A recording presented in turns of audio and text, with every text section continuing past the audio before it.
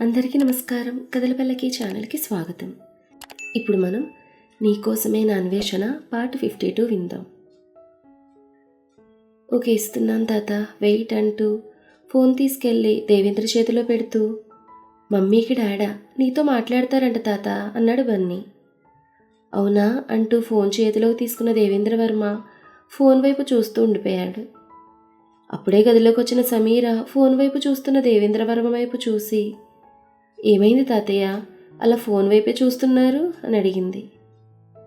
అది మీ నాన్నగారు ఫోన్ చేశారంట. నాన్న ఫోన్ చేశారా? అవును తల్లి, ఇప్పటి వరకు బన్నీతో మాట్లాడారు, నాతో కూడా మాట్లాడతానన్నారు, కానీ బన్నీ నా చేతికి ఫోన్ ఇచ్చేసరికి కాల్ కట్ అయినట్టుంది అన్నాడు ఫోన్ని సమీర్ చేతిలో పెడుతూ. అవునా, చూస్తానుండండి అంటూ ఫోన్ తీసుకుని చూసి, ఇంటర్నెట్ సరిగ్గా లేనట్టుంది, అందుకే కాల్ కట్ అయింది, ఉండండి అంటూ చక్రవర్తికి నార్మల్ కాల్ చేసింది సమీర. ఒక్క రింగికి ఫోన్ ఎత్తిన చక్రవర్తి, ఇంటర్నెట్ సరిగ్గా లేక ఫోన్ కాల్ కట్ అయిందండి అని దేవేంద్ర వర్మ అనుకుని సంజాయిషి ఇచ్చుకుంటూ ఉంటే, ఎలా ఉన్నారు నాన్న అంది సమీర. అమ్మ సమీర, నువ్వేనా? నేను బాగానే ఉన్నాను తల్లి, నువ్వెలా ఉన్నావు? అల్లుడు గారు ఎలా ఉన్నారు? అందరం బాగానే ఉన్నాను నాన్న, కానీ యాక్సిడెంట్ జరిగింది, కానీ ఎవరికి ఏం అవ్వలేదు, వి ఆల్ ఆర్ సేఫ్. చాలు తల్లి, ఈ మాట చాలు. నీకు యాక్సిడెంట్ జరిగిందన్న వార్త విన్న దగ్గర నుంచి నా కాళ్ళు చేతులు ఆడడం లేదు, ఈ మీనాక్షి అత్తయ్యకి అయితే కళ్ళల్లో నీళ్ళు ఆరడమే లేదు అన్నాడు చక్రవర్తి. అయ్యో, అత్తయ్య ఎందుకు ఏడవడం, మేము బాగానే ఉన్నాం, ఒకసారి అత్తయ్యకి ఫోన్ ఇవ్వండి అంది సమీర. ఇస్తున్నానంటూ పక్కనే ఉన్న మీనాక్షి చేతికి ఫోన్ అందించాడు చక్రవర్తి. ఫోన్ తీసుకుంటూనే, అమ్మ సమీర అంది ఏడుపు గొంతుతో మీనాక్షి. మీనాక్షి అత్తయ్య, ఏడవకండి, మేము బాగానే ఉన్నాం, మాకేం కాలేదు అంది నమ్మకంగా సమీర. అలాగే ఏడవను, కానీ యాక్సిడెంట్ వార్త విన్నాక చాలా భయం వేసింది తల్లి అంది మీనాక్షి కళ్ళనీళ్ళు తుడుచుకుంటూ. మీరు మరీ సెన్సిటివ్ అత్తయ్య, మాకు నిజంగా ఏం కాలేదు, మీరు నిదానంగా ఉండండి, వీలైతే ఈవినింగ్ హాస్పిటల్కి వస్తాను బన్నీని తీసుకుని అంది సమీర. తప్పకుండా రా తల్లి, నిన్ను చంటూని చూడాలనుంది అంది మీనాక్షి. తప్పకుండా వస్తామత్తయ్య, ముందు నాన్నగారికి ఒకసారి ఫోన్ ఇవ్వండి, తాతగారితో మాట్లాడతారు అంది సమీర. ఇస్తున్నాను అంటూ, దేవుబాబు వాళ్ళ తాతగారంట అని చక్రవర్తి చేతికి ఫోన్ ఇచ్చి దేవుడి పటం ముందుకు వెళ్ళింది థ్యాంక్స్ చెప్పడానికి. ఫోన్ తీసుకున్న చక్రవర్తి, హలో మావయ్య గారు, బాగున్నారండి అన్నాడు చాలా వినయంగా. చక్రవర్తి అంత వినయంగా సంబోధించడం నచ్చిన దేవేంద్ర వర్మ, నేను బాగున్నాను బాబు, నువ్వెలా ఉన్నావు, ఆరోగ్యం అది బాగుందా, ఆపరేషన్ అది బాగానే జరిగిందా అని అడిగాడు. ముందే తనకి చక్రవర్తి ఆరోగ్యం గురించి సమీర చెప్పుండడంతో. అంతా బాగుంది మావయ్య గారు, ఇదంతా మీ మనవడి చలవే అన్నాడు చక్రవర్తి. వాడు నాకు మనవడే, ఒప్పుకుంటాను, కానీ నీ కల్లుడు అసలు కన్నా కొసరే ముద్దు అన్నాడు నవ్వేస్తూ దేవేంద్ర. మరే అంటూ చక్రవర్తి కూడా నవ్వేశాడు. కాసేపటి వరకు ఇద్దరూ చాలా కబుర్లు ఆడుకుని ఇంతలో నర్సు రావడంతో ఉంటానని చెప్పి చక్రవర్తి ఫోన్ పెట్టేశాడు. దేవేంద్రకు చక్రవర్తి బాగా కనెక్ట్ అయిపోయాడు. ఎంతగా అంటే తనకతను ఎప్పటినుంచో తెలిసిన బంధువు అన్నట్టుగా. ఫోన్ కాల్ కట్ అయ్యాక బన్నీతో కూర్చుని కబుర్లాడుతూ పకోడీలు తిని బాదం షేక్ తాగి ఇంకాసేపు బన్నీతో ఆడుకుని తన గదికి వెళ్ళిపోయాడు దేవేంద్ర వర్మ. అప్పటికే సమయం రాత్రి 7 అవుతుండగా సమీర ఫ్రెష్ అయి కబోర్డ్ నుంచి చీర తీసుకుని కట్టుకుంటూ ఉంటే అది చూసిన బన్నీ, మనం ఎక్కడికైనా వెళ్తున్నావా మమ్మీ అని అడిగాడు. అవును బన్నీ, మనం తాతగారిని కలవడానికి హాస్పిటల్కి వెళ్తున్నాం అంది సమీర. హే తాత తాత అని చిన్నగా గెంతులు వేస్తున్నాడు బన్నీ. బన్నీ ఆనందాన్ని చూసి మురిసిపోయింది సమీర. హాస్పిటల్కి వెళ్ళడానికి బన్నీతో సహా కిందకొచ్చిన సమీర హాల్లో ఎవరూ లేకపోవడం గమనించి ఎవరికైనా చెప్పెళ్తే బాగుంటుంది అనుకుని అటు ఇటు చూస్తుంటే, ఎక్కడికి వెళ్తున్నారు అన్నాడు అమర్. అది నాన్నగారిని చూడ్డానికి హాస్పిటల్కి వెళ్తున్నాం అంది తలంచుకుని సమీర. పదండి, నేను డ్రాప్ చేస్తాను అన్నాడు అమర్. పర్వాలేదు, మేము డ్రైవర్తో వెళ్తాం అంది బన్నీని ఎత్తుకుని ముందుకు నడుస్తూ. వెంటనే 2 అడుగులు ముందుకు వేసిన అమర్, ఆమె చేతుల్లో ఉన్న బన్నీని తీసుకుని తన భుజం మీద వేసుకుని, నిన్న జరిగింది చాలదా, ఇంకా జరగాల? ఇలా ఎవరూ లేకుండా ఒంటరిగా వెళ్ళడం సేఫ్ కాదు. నేను డ్రాప్ చేస్తాను, పదండి అంటూ ముందుకు కదిలాడు. కాదని చెప్పడానికి వీలు కాక అతనితో ముందుకు నడిచింది సమీర. అమర్ తన చేతుల్లో ఉన్న బన్నీని సమీరకిచ్చి డ్రైవింగ్ సీట్లో కూర్చున్నాడు. సమీర బన్నీతో సహా వెనక సీట్లో కూర్చోవడానికి వెళ్తుంటే, ప్లీజ్ సిట్ హియర్ సమీ అన్నాడు ప్రేమగా. అతను అలా పిలవడం బన్నీ వింటే ఏమనుకుంటాడో అని భయపడుతూ బన్నీ వైపు చూసింది సమీర. కానీ అప్పటికే బన్నీ ఆమె భుజం మీద నిద్రపోతున్నాడు. దాంతో అమ్మయ్య అనుకుని వెనకే కూర్చుంటాను అంది వెనక డోర్ తీస్తూ. అలా అయితే నేను కూడా వెనకే కూర్చుంటాను అన్నాడు అమర్. మీరు వెనక కూర్చుంటే కారు ఎవరు నడుపుతారు అంది అతని వైపు ఆశ్చర్యంగా చూస్తూ. కదా, అందుకే వచ్చి ముందు కూర్చో అంటూ తన పక్కనున్న సీట్ చూపించాడు అమర్. ఇంక చేసేదేమీ లేక వెనుక తీసిన డోర్ని మూసి ముందుకు వెళ్ళి అమర్ పక్కనున్న సీట్లో కూర్చుని బన్నీని ఒళ్ళో వేసుకుని అతను కంఫర్ట్గా ఉండేలా సర్ది సీట్లో సరిగ్గా కూర్చుంది సమీర. ఇద్దరు కూర్చోగానే అమర్ కార్ని స్టార్ట్ చేశాడు. కార్ స్టార్ట్ అయిన 10 నిమిషాల వరకు ఇద్దరి మధ్య ఎలాంటి మాటలు లేవు. అంతా నిశ్శబ్దంగా ఉంది. నిశ్శబ్దాన్ని బ్రేక్ చేస్తూ, నేను నీకు యాక్సిడెంట్ జరిగిందని తెలియగానే నా పై ప్రాణాలు పైనే పోయాయి. నిన్ను హాస్పిటల్లో మళ్ళీ చూసే వరకు నా గుండె వేగం తగ్గలేదు అన్నాడు అమర్. అతను చెప్పిన దానికి సమీర ఏం బదులివ్వలేదు, అలా వింటుందంతే. అమర్ కార్ గేర్ మారుస్తూ పక్కనే ఉన్న సమీర చేతిని పట్టుకుని అతని గుండెల మీద వేసుకుని, నిజంగా నువ్వు లేకపోతే నేను బ్రతకలేను సమీ అన్నాడు ఆర్తిగా ఆమె వైపు చూస్తూ. అంతే, ఒక్కసారిగా అమర్ చేతిలో ఉన్న తన చేతిని వెనక్కి తీసుకుని బన్నీ ఉన్నాడు అని కళ్ళతోనే సైగ చేసింది.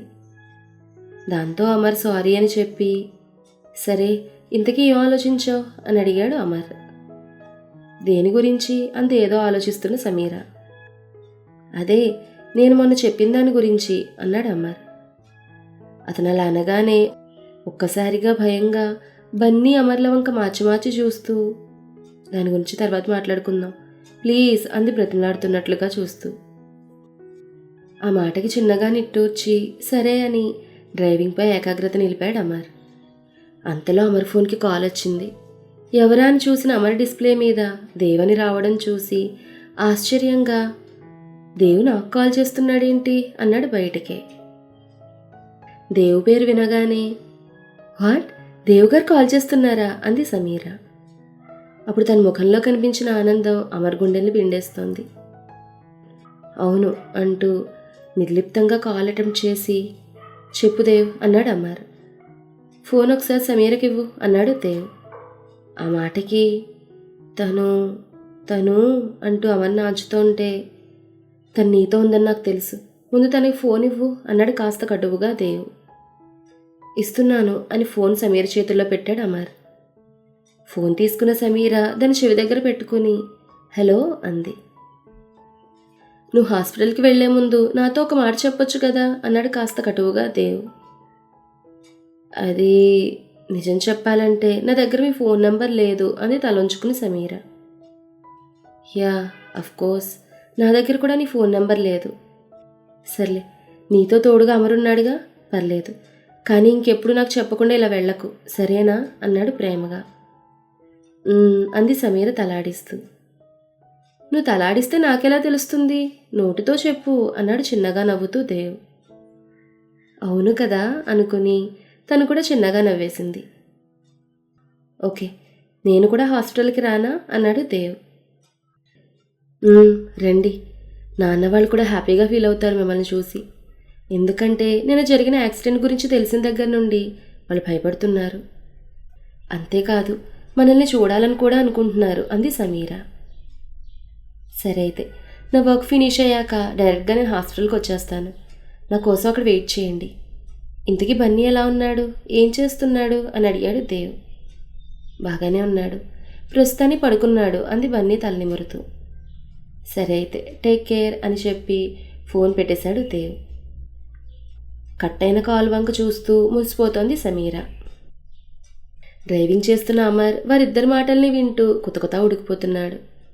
అంతేకాదు దేవుతో మాట్లాడినప్పుడు సమీర్ ముఖంలో కనిపించిన భావాలను చూస్తూ భరించలేకపోతున్నాడు. అందుకే కార్ స్టీరింగ్ని బలంగా చేత్తో కొడుతూ కారు నాపాడు. అమరలా సౌండ్ చేయగానే ఆ సౌండ్కి జడుసుకుని నిద్రలో నుండి ఉలిక్కిపడి కళ్ళు తెరిచి ఏడవడం మొదలుపెట్టాడు బన్నీ. బన్నీ ఏడుస్తుంటే అమర్ వైపు కోపంగా చూస్తూ బన్నీని భుజాన వేసుకుని లేదు కన్నా లేదు అని ఊరుకోబెడుతూ కారెందుకు ఆపారు అమర్ గారు? అయినా అంత గట్టిగా స్టీరింగ్ని ఎందుకు కొట్టారు అని అడిగింది సమీర. ఆ మాటకు ఆమె వైపు కోపంగా కళ్ళెర్ర చేసి చూస్తూ హాస్పిటల్ వచ్చింది, కిందకి దిగు అన్నాడు అమర్. అతను కోపంగా ఉన్నాడని అర్థం చేసుకున్న సమీర ఇంకేం మాట్లాడకుండా కార్ దిగడానికి ట్రై చేస్తుంటే డ్రైవింగ్ సీట్లో ఉన్న అమర్ కార్ దిగి సమీర్ వైపుకి వచ్చి ఆమె భుజం మీద ఉన్న బన్నీని తీసుకున్నాడు. కారణం ఆమె భుజంపై బన్నీ ఉండగా కార్ దిగడానికి ఇబ్బంది పడుతుందని గ్రహించి. అతను తన ఇబ్బందిని గ్రహించాడని మనసులోనే సంతోషపడుతూ థ్యాంక్స్ అంది కిందకి దిగి చీర సర్దుకుంటూ. అది నా బాధ్యత, నీకు ఎటువంటి ఇబ్బంది లేకుండా చూసుకోవడం నా కర్తవ్యం అన్నాడు యాటిట్యూడ్ లుక్కిస్తూ అమర్. కర్తవ్యమూ లేదు, కాకరకాయ కూర లేదు. ముందు వాడికి నీ మనసులో ఉన్నది వాడు కాదు దేవని చెప్పేసేయ్. నేను వీటి టార్చర్ తట్టుకోలేకపోతున్నాను అంది అంతరా ఉఫ్ అనుకుంటూ. చెప్తాను, కానీ సరైన సమయం కాదు, ప్లేస్ కూడా కాదు అంది సమీర. ప్లేసు టైం చూసి చెప్పడానికి అది మన శుభవార్త కాదుగా, వాడి జీవితానికి మరణవార్త అంది అంతరా. నువ్వే చెప్తున్నావుగా వాడికి అది మరణవార్త అని, మరి ఎలా చూసి చూసి నో అని చెప్పను అంది ఆలోచిస్తూ సమీర. హలో సమీ, నువ్వేం చించనవసరం లేదు. ఎందుకంటే ఇది హాస్పిటల్, ఇక్కడ వాడికి నో అని చెప్తేనే బెటర్. ఎందుకంటావా, ఎలాగూ నువ్వు నో చెప్పావే అనుకో, వాడు ఎలాగూ సూసైడ్ ఆర్ మర్డర్కి ప్రిపేర్ అయిపోతాడు. ఆ రెండింట్లో ఏం జరిగినా హాస్పిటల్ దగ్గరే కాబట్టి మనం సేఫ్. ఎలా ఉంది మన ఐడియా, అదుస్ కదా అంది భుజాలు ఎగరేస్తూ అంతరా. ఛీ థూ, నువ్వు నీ గౌడిగేదెలంటే ఐడియా. ముందు నన్ను నాన్నను కలవనివ్వు అంటూ అంతరాన్ని అంతరిక్షాన్ని పంపి సమీర తన తండ్రి గది వైపు వెళ్ళింది. ఆమె వెనుకే బన్నీనెత్తుకుని అమర్ కూడా వెళ్ళాడు. చక్రవర్తి ఉన్న గది తలుపులు తెరుచుకునేసరికి అక్క అంటూ మధు సమీర్ మీద పడిపోయింది ఆనందంతో. ఐ లవ్ యూ అక్క, ఎలా ఉన్నావు అని అడుగుతూ ముఖం పైకెత్తి చూసి తను పట్టుకుంది అక్కను కాదని గుర్తించి ఒక్కసారిగా వెనక్కి జంపు చేసి తన ముందున్న శాలితీని చూస్తూ ఉండిపోయింది మధు. 2 నిమిషాల ముందు ఊరి నుంచి వచ్చిన మధు, అదే గిరి కూతురు, సమీర్ వస్తుందని తెలిసి తలుపు తెరవగానే సమీర్ని గట్టిగా హక్ చేసుకుని సర్ప్రైజ్ ఇవ్వాలని తలుపుకి ఎదురుగా నిలబడింది. ఫ్రిడ్జ్లో పెట్టిన పూతరేకుల నిటారుగా నిలబడి కళ్ళు టపటపలాడిస్తూ ఎదురుగా ఉన్న అమ్మని రెప్పవేయడం మర్చి చూస్తున్న మధుని చూసి ఏ మధు, ఎలా ఉన్నావే, ఎప్పుడొచ్చావు అంది అమరు వెనుక బన్నీనెత్తుకుని లోనికొచ్చిన సమీర. అసలు అక్కడ ఏం జరిగిందంటే చక్రవర్తి ఉండే వార్డ్ వైపు వస్తుంటే బన్నీ ఏడవడం స్టార్ట్ చేశాడు. ఏడుస్తున్న బన్నీని సమీర ఎత్తుకుంది. దాంతో ఆమె వెనుకుండే అమర్ ఆమె ముందు నడుస్తూ చక్రవర్తి రూమ్ డోర్ తీశాడు. డోర్ తీసింది సమీర్ అనుకుని తను ముందుగా అనుకున్న ప్లాన్ ప్రకారం అమర్ మీద పడిపోయి గట్టిగా హగ్గిచ్చుకుంది మధు. సమీర్ మాటలకు ఈ లోకంలోకి వస్తూ ఇందాకే వచ్చాను, కాలేజ్లో జాయిన్ అవ్వడానికి అంది అమర్నే చూస్తూ. మధు అలా అమర్ను రెప్పవేయడం మర్చి చూస్తుంటే చిన్నగా నవ్వుకుంది సమీర. కారణం అమర్ అందం. అవును, అమర్ దేవు కన్నా అంత అందంగా ఉండడు, కానీ అతను కూడా అందగాడే. ఎంతైనా దేవుకి తమ్ముడు కదా. అందమైన ముఖం, తీరైన మీసకట్టు, ఎప్పుడూ ట్రిమ్గా ఉండే గెడ్డం, 6 ప్యాక్ మజిల్, ముట్టుకుంటే మాసిపోయే తెల్లటి తెలుపు, 6 అడుగుల హైట్, అమ్మాయిల మనసు దోచుకునే పర్సనాలిటీ, ఇవి చాలవు మధు అమర్ వైపు చూడ్డానికి అనుకుని అంటూ చిన్నగా దగ్గింది సమీర. సమీర్ అలా దగ్గేసరికి అమర్ నుండి చూపు తిప్పుకొని సమీర్ వైపుకు చూస్తూ ఇతను అంది. ఎక్కడ అతనే దేవని చెప్తుందేమో అన్న భయంతో మధు దేవు పేరుని వింది కానీ అతను చూడలేదు కదా మరి. ఇంతలో సమీర మాట్లాడుతూ అతను అమర్వర్మ, మీ అక్కకు మరిది అంది వాళ్ళ వెనుకొచ్చిన వసంత. వసంత వెనుకే వచ్చిన అంజలి అమర్ వైపు ఊపిరాపేసి మరీ చూస్తూ ఉండిపోయింది. అవునా అన్నాడు సమీర్ వైపు చూసింది మధు. అవును అన్నట్టు కళ్ళతోనే సైగ చేసింది సమీర. అంతలో అక్కడికి వచ్చిన మీనాక్షి అమర్వంక విచిత్రంగా చూస్తుంటే, హాయ్ ఆంటీ, నా పేరు అమర్వర్మ, దేవుకి తమ్ముణ్ణి అని పరిచయం చేసుకుని, మీరు మీనాక్షి గారు కదా, మీ గురించి విన్నాను అని చిన్నగా నవ్వాడు అమర్. దేవు తమ్ముడు అనగానే అమర్ మీద ఒక మంచి అభిప్రాయం ఏర్పడడంతో, మీరెలా ఉన్నారు బాబు, అమ్మగారు బాగున్నారా అంది మీనాక్షి నవ్వుతూ. ఆ మాటకి అందరూ బాగున్నారు, ఇంటికి మావయ్య గారు ఏరి అన్నాడు చుట్టూ చూస్తూ. మావయ్య గారంటే ఎవరు అన్నట్టు చూసింది మీనాక్షి. అదే చక్రవర్తి మావయ్య గారు అన్నాడు అతడు. దేవులాగే అమర్ కూడా చక్రవర్తిని మావయ్య గారని సంబోధిస్తుంటే వారికి ఆనందంగా అనిపించి, అదిగో అక్కడున్నారు రా బాబు అంటూ చక్రవర్తి వైపుకు అవన్నీ తీసుకెళ్తుంటే, నువ్వు ఉండవమ్మా, మేము చుట్టాలం, నువ్వు పరాయిదానివి అని మీనాక్షిని వెనక్కి తోసి, మీరు రండి బాబు, మావయ్య గారిని పరిచయం చేస్తాను అంది సంత ముఖానికి నవ్వు పులుముకుంటూ. తన్నంతగా పలకరిస్తున్న ఆమె ఎవరా అని సమీర వైపు చూశాడు అమర్. సమీర చెప్పేలోపు, నేనెవరినని అడుగుతున్నారు అల్లుడు గారు, నేను సమీర తల్లిని అంది బయట నుండి నిండా నిండుగా కప్పుకొని. తల్లా? బట్ సమీర మదర్ చనిపోయారు కదా అన్నాడు ఆశ్చర్యంగా అమర్. అంటే అదే నేను తనకి స్టెప్ మదర్ అన్నమాట అంది పళ్ళన్నీ బయటపెట్టి నవ్వుతూ సంత. ఓహ్ అని చిన్నగా నవ్వి బెడ్ హెడ్కి జారబడి కూర్చున్న వ్యక్తిని చూస్తూ, ఎలా ఉన్నారు మావయ్య గారు అన్నాడు ప్రేమగా. ఆ పిలుపు దేవు పిలిస్తే ఎలా ఉందో అమర్ పిలిచినా అలాగే ఉండడంతో, గొప్పవాళ్ళు ఎప్పుడూ ఇంతే, అందరినీ గౌరవిస్తూ ఉంటారనుకుని, బాగున్నాను బాబు, మీరెలా ఉన్నారు అన్నాడు చక్రవర్తి. ఆల్రెడీ అమర్ గురించి కాస్త కోస్తో తనకు తెలుసు కాబట్టి. నేను బాగున్నాను మావయ్య గారు, సమీర మీ గురించి ఎక్కువ ఆలోచిస్తూ ఉంటుంది అన్నాడు అమర్ సమీర వైపు చూస్తూ.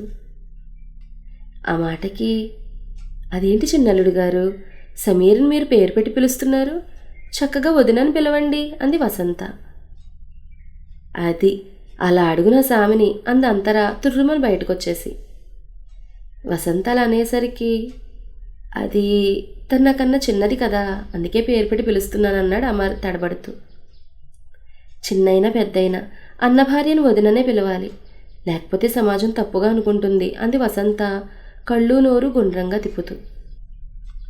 ఆమెకేం సమాధానం చెప్పాలో అర్థం కాక అమర్ దిక్కులు చూస్తుంటే, అమ్మా ఆయనకి ఎలా పిలవాలనిపిస్తే అలాగే పిలవని, ఇందులో తప్పేముంది అంది అక్కడే దిష్టి పిడతల నిలబడి అమరందాలను కళ్ళతోనే తినేస్తున్న అంజు. ఆయన అనే పదాన్ని ఒత్తి పలుకుతూ సమీర మధు ఒకరివైపు ఒకరు చూసుకుంటున్నారు. మ్యాటర్ ఏంటి అన్నట్టుగా. షీఈ్ రైట్ అన్నాడు అమర్ తన్నొకరు సపోర్ట్ చేస్తున్నారన్న ఆనందంలో. ఆ మాటకి, అవును బాబు, తను ఎప్పుడూ రైటే, కూర్చున్న రైట్లోనే, పడుకున్న రైట్లోనే, నడిచినా కూడా రైట్లోనే నడుస్తుంది, లెఫ్ట్లో అస్సలు నడవదు. ఒకవేళ అక్కడ కాలు ఉన్నా ముక్కు మూసుకుని కూడా రైట్లోనే నడుస్తుంది తప్ప లెఫ్ట్లో అస్సలు నడవదు నా బంగారు తల్లి అంటూ తన కూతురికి చేతులతోనే దిష్టి తీసింది సంత. అసలు ఆవిడ ఏం మాట్లాడిందో అర్థం కాక బుర్రగోక్కుంటున్నాడు అమర్. హాయ్ ఫ్రెండ్స్, మీకు ఏదో చిన్న క్లారిటీ వచ్చుంటుంది కదా ఈ ఎపిసోడ్ తోటి. మరి ఈ ఎపిసోడ్లో మీకు అర్థమైన విషయం ఏంటనేది కామెంట్ సెక్షన్లో తెలియచేయండి. మరి తర్వాత ఏం జరిగిందనేది నెక్స్ట్ పార్ట్లో తెలుసుకుందాం.